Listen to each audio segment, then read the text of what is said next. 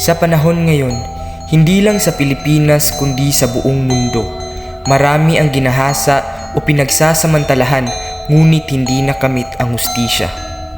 Nais naming hanapan ng solusyon ang ganitong sitwasyon at ipaalam o kumbinsihin kayo na ang pagpapakamatay ay hindi solusyon sa problemang ito.